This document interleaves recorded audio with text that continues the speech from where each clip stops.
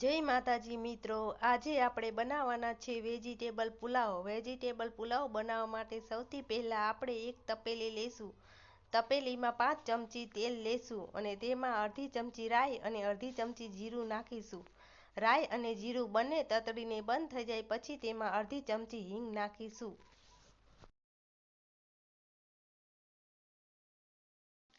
2 નંગ સમારેલી ડુંગળી છે તે આપણે ઉમેરી દેશું. ડુંગળી ઉમેર્યા પછી તેને લાઇટ ગોલ્ડન થાય ત્યાં લગી તેને ચડવા દેવાની છે ધીમા ગેસે. હવે આપણે 5 થી 6 નંગ મીઠી લીમડીના પાન ઉમેરી દેશું.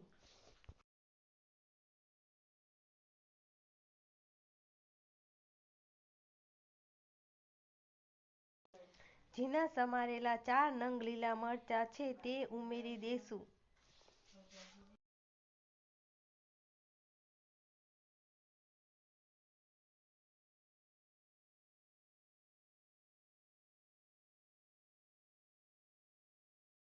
ડુંગળી સરસ મજાની ચડીને ગોલ્ડન બ્રાઉન કલરની થઈ ગઈ છે. હવે તેમાં ઝીણા સમારેલા 2 નંગ બટેકા હતા તે પણ ઉમેરી દેશું.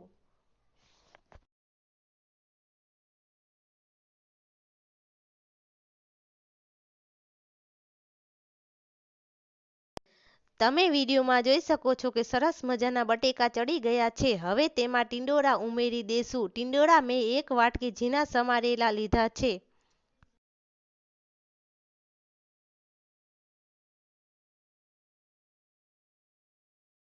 હવે બધાય વેજીટેબલ સરસ મજાના ચડી ગયા છે. હવે સમારેલા 2 નંગ ટમેટા તેમાં ઉમેરી દેશું.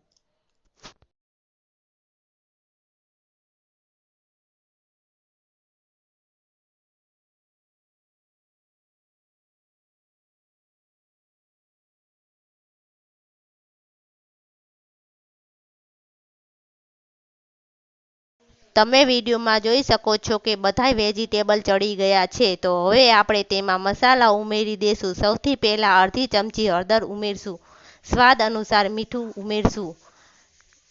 1 ચમચી ધાણા જીરું પાવડર, અડધી ચમચી ગરમ મસાલો પાવડર, 1 ચમચી કાશ્મીરી લાલ મરચું અને 1 ચમચી તીખું મરચું ઉમેરી દેશું.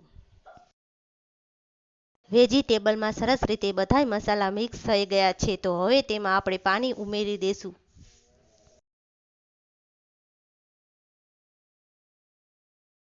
તમે વિડીયોમાં જોઈ શકો છો કે વેજીટેબલ અને પાણી બંને ઉકળી ગયું છે. તો આપણે તેમાં હવે ચોખા ઉમેરી દેશું.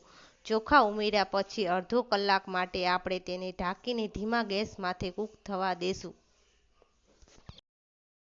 30 મિનિટ થઈ ગઈ છે. તો તમે વિડીયોમાં જોઈ શકો છો કે સરસ મજાના વેજીટેબલ પુલાવ બન્યા છે. તમે વિડીયોમાં જોઈ શકો છો કે સરસ મજાના વેજીટેબલ પુલાવ બનાવ્યા છે. હવે વેજીટેબલ પુલાવને રાયતા સાથે કે દહીં સાથે સર્વ કરવા. અને તમને મારી રેસીપી ગમી હોય તો મારી ચેનલને લાઇક કરો, સબસ્ક્રાઈબ કરો અને કમેન્ટ કરજો. અને કમેન્ટ બોક્સમાં લખજો કે કેવો તમને વેજીટેબલ પુલાવ લાગ્યા.